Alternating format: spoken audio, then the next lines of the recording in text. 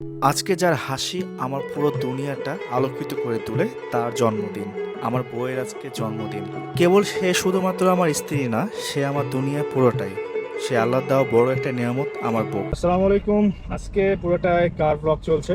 Mount set করেছি মিররে। আর এখন দেখতে পাচ্ছেন আজকে স্পেশাল ডে, বউয়ের বার্থডে। তো আজকে ঘুরতে বের হয়েছি। তো নর্মালি ঘোরাঘুরি তেমন একটা করবো না, আশেপাশে ঘুরবো এবং কোথাও বসবো। আজকে কোনো প্ল্যান ছাড়া বের হয়ে গেছিলাম, সাথে ছিল তামিম।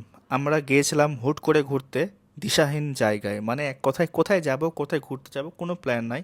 কারণ দিন যাচ্ছে অনেক ব্যস্ততার মধ্যে। আর কিছু সমস্যা হওয়ার কারণে প্রিপারেশন ছিল না আজকে কি করব। তবে স্পেশাল দিন কি নষ্ট করা যায়? কখনোই না। তাই আশেপাশে কিছু ঘোরাঘুরি করে আমরা সন্ধ্যা নাগাদ চলে আসি আবার শহরের মধ্যে, মানে রাজশাহী থেকে একটু বাইরে গেছিলাম। স্পেশাল দিনগুলো কিন্তু কেক ছাড়া আসলে হয় না। তবে একটা জিনিস ভুলে গেছি, সেটা হচ্ছে ফুল। সকালবেলায় ফুলের তোড়া ঠিক করে রেখেছিলাম, কেক যখন কাটবো তখন মনে পড়লো ফুল কই। আসলে ভুলে গেছি, ঘুরতে চলে গেছিলাম, তাড়াহুড়ার মধ্যে সব কিছু ভুলে গেছি। তবে প্রিয় মানুষের জন্য ছোট্ট একটা সুন্দর উপহার, যেটা ইচ্ছা ছিল অনেক দিনের, যে সুন্দর একটি ঘড়ি তাকে গিফট করব। তার জন্য আমার পছন্দ মতো একটা ঘড়ি নিয়ে নিয়েছি, বেশ কয়েকদিন আগে নিয়েছিলাম। এটা প্রথমে বুক দিছি, তারপরে এটা কনফার্ম করার পরে ঘড়িটা নিয়েছি। এই ঘড়িটা একটা মাত্র পিস পাওয়া যায় এখন পুরো বাংলাদেশে। গিফট আসলে তেমনই ভালো লাগে যদি সেটা ইউনিক হয়। আলহামদুলিল্লাহ, তাকে ঘড়িটা পরে দেওয়ার পরে বেশ ভালোই লাগছিল আমার কাছে।